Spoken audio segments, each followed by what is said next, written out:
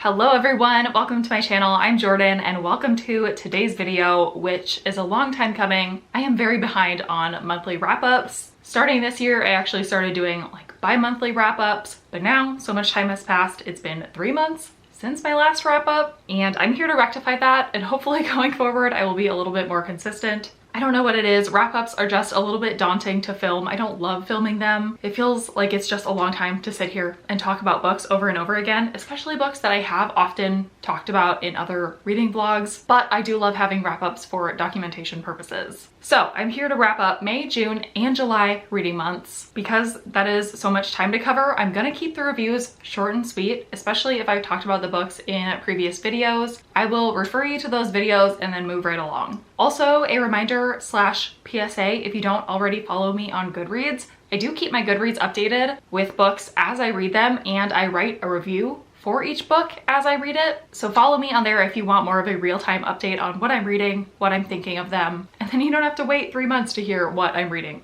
at any given time. But let's go ahead and get right into it. Another thing that I love doing in my wrap-up videos is talking about stats. And this year specifically, I've gotten really into breaking down what I'm reading, breaking down the author demographics, publisher information, things like that, so that I can get a baseline of what I'm used to reading, and then years going forward, I can be more intentional if I'm looking to read, you know, particularly diverse books or whatever it is I'm trying to do. I have a baseline to go off of. Let's go on back to the beginning of summer with May, in which I read 16 books and had 0 DNFs. Out of those 16 books, 9 were already featured in videos and 7 books were just for fun, and I haven't talked about them yet. For a genre breakdown, 6 of the books I read were contemporary / romance books, 4 were sci-fi or dystopian books, 3 were mystery, thriller, or horror, 1 historical fiction, 1 nonfiction, and 1 poetry book. So I got a little bit out of my comfort zone there, which is fun. As far as my ratings go in May, I had 0 1-star books, I had 5 2-star books, which is not great,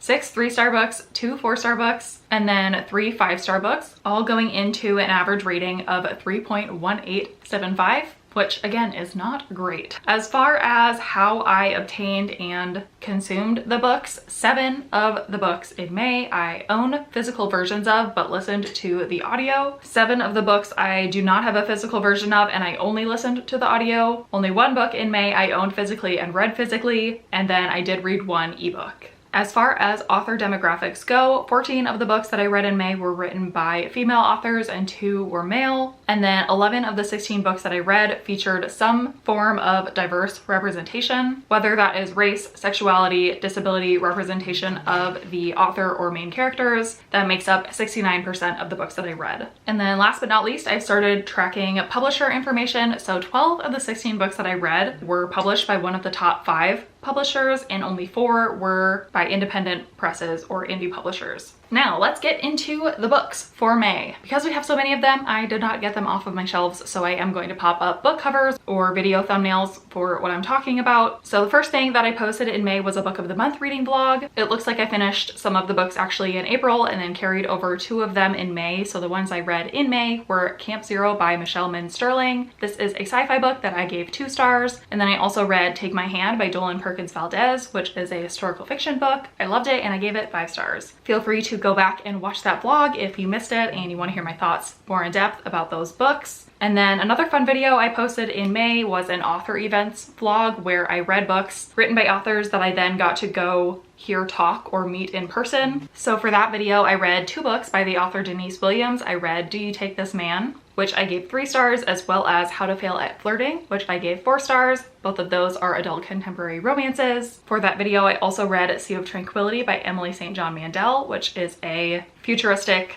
sci-fi dystopian type book, which I gave 2 stars, and Yours Truly by Abby Jimenez, which I gave 5 stars. Then moving into the Aardvark reading vlog that I posted in May, I read 3 books. I read What Happened to Ruthie Ramirez by Claire Jimenez, which is a young adult contemporary book. I gave 3 stars. I also read Chain Gang All-Stars by Nana Kwame Adjei-Brenyah, which is a futuristic sort of contemporary type book that I gave 3 stars. And then The Perfect Ones by Nicole Hackett, which is a mystery thriller following influencers, that I gave 2 stars. You know the drill, go watch those videos or look at my Goodreads reviews if you would like more in-depth thoughts. And now let's get into some of the books that I read in May that I have not already talked about in videos. The first is If I See You Again Tomorrow by Robbie Couch.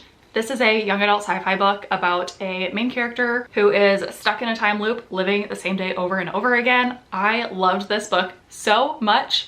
Queer young adult sci-fi books are my jam, so I was expecting to love it, and I'm so happy that it lived up to my expectations. I gave it 5 stars, and I highly, highly recommend it if those are tropes that you enjoy. Then I read Blockshot by Kennedy Ryan, which is a contemporary romance book. It's in a series about basketball players, and I really liked the first one in the series, but for some reason this one did not work for me. This is my least favorite Kennedy Ryan book that I've read so far. I just really did not like the male main character. Some of the things he said about the female main character, who is plus size, they just felt weird. It felt like he was fetishizing her a little bit. I don't feel like he deserved her, and I'm realizing about myself that I do need to care about the love interest in a romance to enjoy a romance, and I unfortunately did not like him.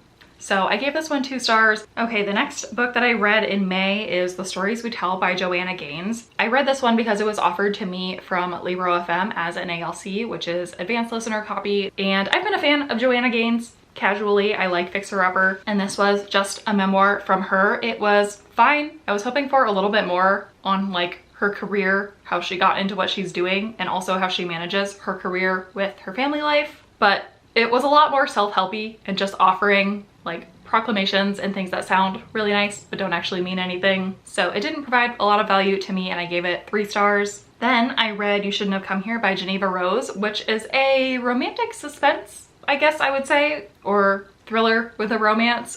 This book is a wild ride and kind of a hot mess. You have to be in it, just like put your hands up, accept whatever it throws at you. I ended up giving it 3 stars because I didn't love it, but I'm not mad that I read it. I was hoping for a little bit more in terms of twists or just grand payoff, but I can't deny it was compulsively readable. I had a fun time. Then I read the poetry book. I read Poems for the End of the World by Katie Wismer. Katie Wismer is an author tuber. She makes videos here on YouTube about her writing process. I really like watching those, and I like reading her fiction books. She also has a couple of poetry collections out. I think I read this one for like a library challenge that I was completing. I needed a poetry book, and I just knew that she had some. I don't consider myself a big fan of poetry, nor am I able to like critique it or review it very well. So I gave this one 4 stars. There were a few poems that I read them and I was like, huh, that's actually pretty clever, or that brings up something that I can relate to. And I actually stopped to ponder it for a little bit, which to me is a good sign. I don't really know what other people look for in poetry books, but having some poems that I at least stopped and thought about for a few minutes was enough for me to give this collection 4 stars. Then I read Meet Me at the Lake by Carly Fortune, which is a contemporary romance book. Honestly, I don't remember much about it. I did not enjoy this one as much as Every Summer After by this author, which I'm seeing as kind of the general consensus. I'm seeing in my Goodreads review that I did enjoy the author's personal connection to the book and some of the elements she included, which she talks about in her author's note at the end, and retrospectively, I appreciated it. But again, my reading experience wasn't all that memorable, nor was the plot or the characters, so it is 3 stars. And then last but not least, for May, I read the book A French Fling by Emily Silver. This is a sapphic romance book set in France, and I listened to this book on audio. I got access to it through Always and Forever PR Group, who offers audiobooks to reviewers. Unfortunately, I did not enjoy this one. I can see why some people would like it. I think it's just not the thing for me. It was very short and steamy, not a lot of plot, not a lot of character development. You're kind of just there for the fun French atmosphere and some smut.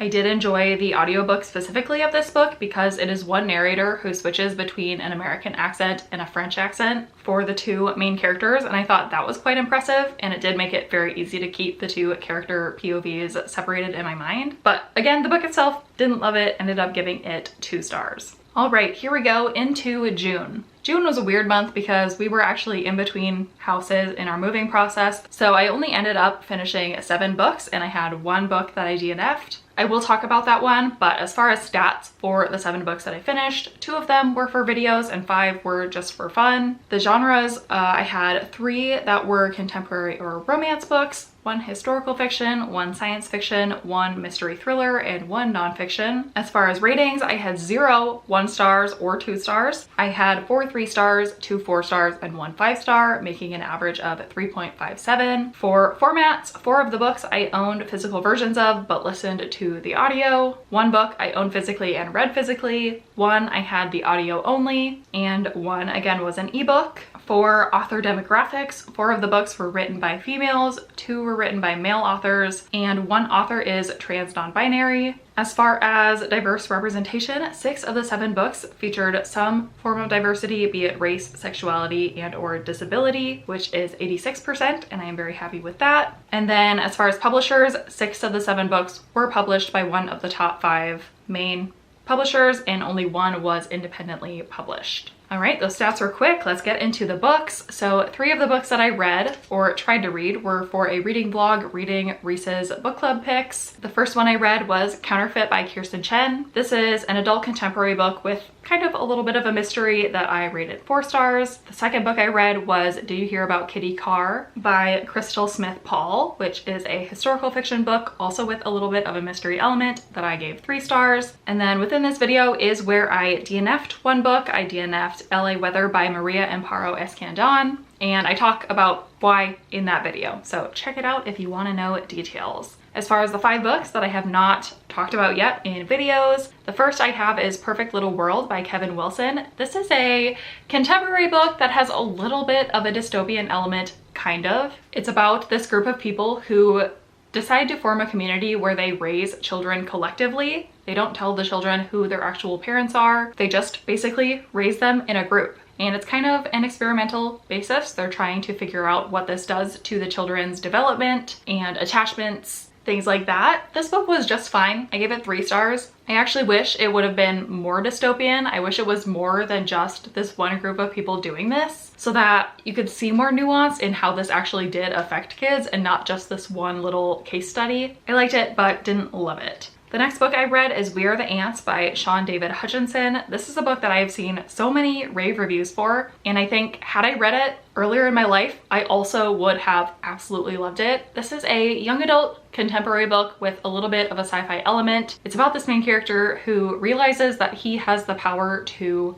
end the world by a given date, and other than that, he's just living his life trying to figure out if he should do that or if he should save humanity. And then this book kind of goes off on tangents about all the many ways that the world could end. It was just fine, a little bit too angsty for me. It felt very John Green-esque. So if you like John Green's books and his writing, I think you might enjoy this. The next book I read is You Don't Have a Shot by Raquel Marie. This is a young adult contemporary book about this main character who goes to a summer soccer camp, and then she falls in love with her co-captain. It's queer, it's fun, it's summery. I loved it. I gave it 5 stars. Then we have The Spare Room by Andrea Bartz. This was an interesting one. This is a mystery thriller with kind of a romantic polyamorous element to it. I can see a lot of readers really not liking it for that reason. That's not the reason I didn't like it. I just thought the mystery thriller element left a lot to be desired. I was hoping for more actual suspense. I was pretty bored while reading this book.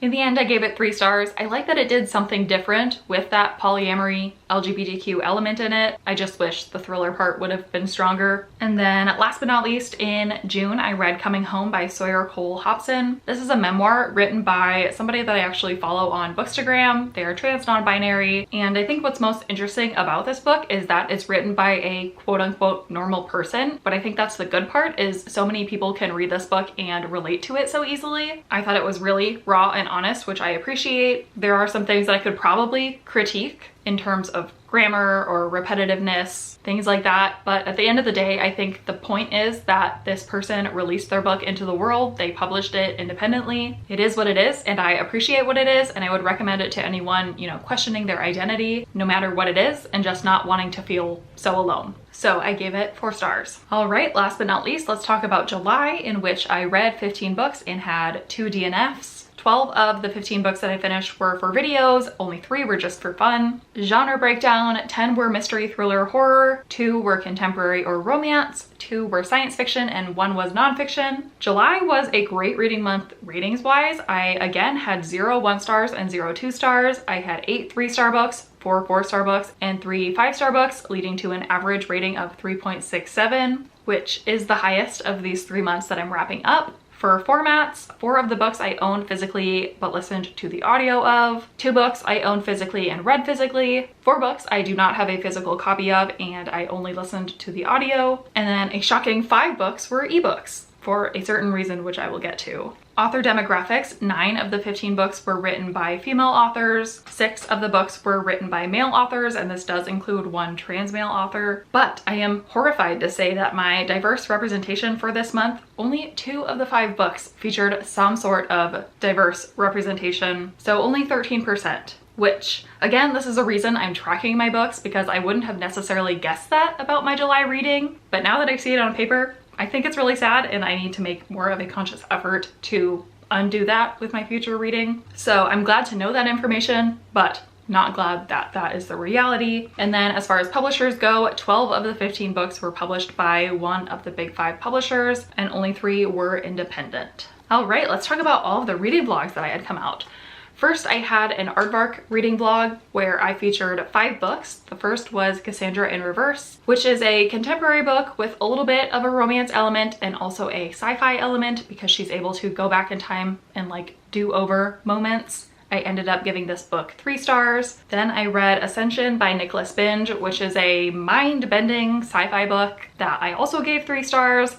Then we have Practice Makes Perfect, which is a light and fluffy contemporary romance. Also gave that 3 stars. And then the last book that I finished for this vlog is The Chateau by Jacqueline Goldis, which is a mystery thriller that I also gave 3 stars. The only book that I did not rate 3 stars in this video is The Guest by Emma Cline, and that's because I unfortunately DNF'd it. The next vlog that I posted in July was my Summerween/travel vlog where I traveled to Berlin for a work trip, and it perfectly coincided with Summerween, so I decided to read some spooky books on that trip. First, I read Drowning by TJ Newman, which is a thriller that I rated 4 stars, very action-y. And then I also read What Remains by Wendy Walker, which follows a female main character detective. I was surprisingly impressed by that one and also gave it 4 stars. All right, then in July, I read a whole bunch of ebooks because I did an ARC reading vlog where I got most of my ARCs through NetGalley, which is an online advanced reader copy platform. I really enjoyed making this vlog, so if you haven't seen it, definitely go check it out, especially because all of the books are releasing in August. So they either just came out or are still coming out, and you can determine whether you should pick them up. The books that I featured in this video are Dark Corners by Megan Golden, which is a mystery thriller that I gave 3 stars. Mr. Magic by Kirsten White, which is a supernatural thriller, is how it's classified, a little bit of a horror. I gave that one 4 stars. And then the last one by Will Dean is a mystery thriller set on a cruise ship. I loved it, gave it 5 stars. Then I read The Trap by Catherine Ryan Howard, pretty standard mystery thriller, gave it 3 stars. And then the last book that I finished for that vlog is Happiness Falls by Angie Kim, which is one of my new all-time favorite books. I cannot wait to get my hands on a physical copy. Spoiler, this was the winner of the video. I gave it 5 stars. Please go check out that video if you want to hear my thoughts on why I loved it so much. And unfortunately, I did have one DNF during this video. I DNF'd Family Lore by Elizabeth Acevedo, which is a contemporary book with a little bit of a speculative element to it. There are a few reasons it didn't work for me that I talk about in that video. And then one book that I read technically for a video that was not a video on my channel. It's actually a book discussion live show that was held on Elizabeth's channel at Reading Riley. I will link it if you haven't seen it, but I read The Odds by Jeff Strand with Elizabeth, as well as 2 other book besties of mine, Gwen and Jessie. We talked about it on this live show. I was camping while I was on the live show, so had some technical difficulties, but it was really fun to read this book and discuss it with these ladies because this is a high stakes thriller about this man who is gambling in a casino. He loses a whole bunch of money and he's offered the chance to win it back in a game of odds where his odds start really good at 99% chance of winning his money back and 1% chance of having his arm broken, and then it spirals on from there. I love a thriller that contains a game element, so I had so much fun with this one reading about the different games of odds and how far this man with a gambling addiction would go. The end got a little bit unbelievable and ridiculous to me. I wish it would have gone in maybe a different direction. So I ended up giving it 3 stars, but again, I had a blast discussing this on Elizabeth's live show. All right, and then finally the 3 books that I read in July and have not talked about yet. The first one is The Only One Left by Riley Sager. I am a big fan of Riley Sager. I've loved many of his thrillers. I have also not enjoyed some of them, as most of his fans have, but this one I was back to loving. This book is a mystery thriller about our main character who is a caretaker for this woman named Lenora Hope,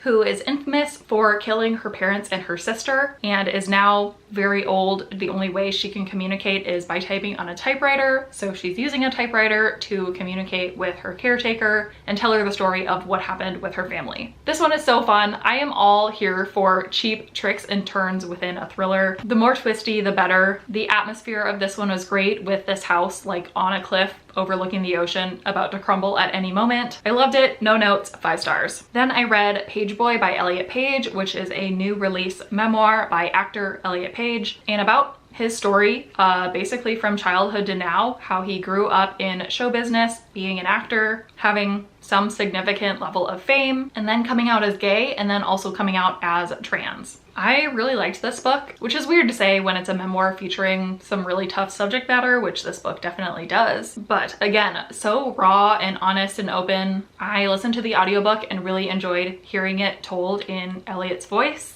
I've seen critiques about the writing style and how it's a non-linear timeline, which I understand, but Elliot also addresses that in the book, and I feel like his reasoning towards writing it the way he did makes perfect sense. And since he addresses it early on, I thought it actually made it pretty easy to follow the book. But yeah, not much else to say. I really enjoyed it and gave it 4 stars. And then last but not least, the last book that I read in July is The Ferryman by Justin Cronin. This is a book.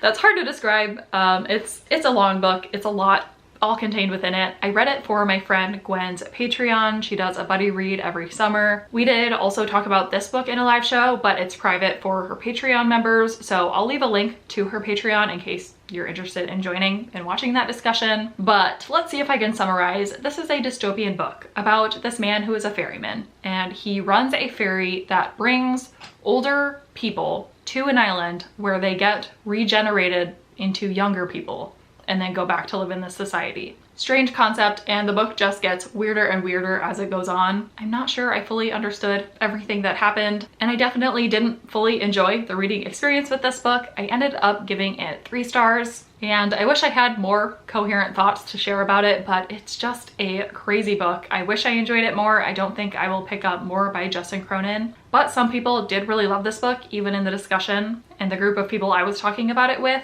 but also just in general. Justin Cronin has a lot of fans. I am unfortunately just not one of them. But that is all that I have for this recent reads wrap up. Please let me know if you have read any of the books that I talked about and what your thoughts were, if they were the same as mine or different. I would love to talk about it, or if I have convinced you to pick up any of the books I talked about, or potentially dissuaded you from picking them up. Let me know how your reading has been over the last few months. I don't know what was happening in June and July, but having nothing but 3-star reads and above, I was here for it. I can already tell you that has unfortunately not carried into August, but that is okay. Other than that, I don't think I have anything else. So thank you so much for watching this video, and I will see you in my next one.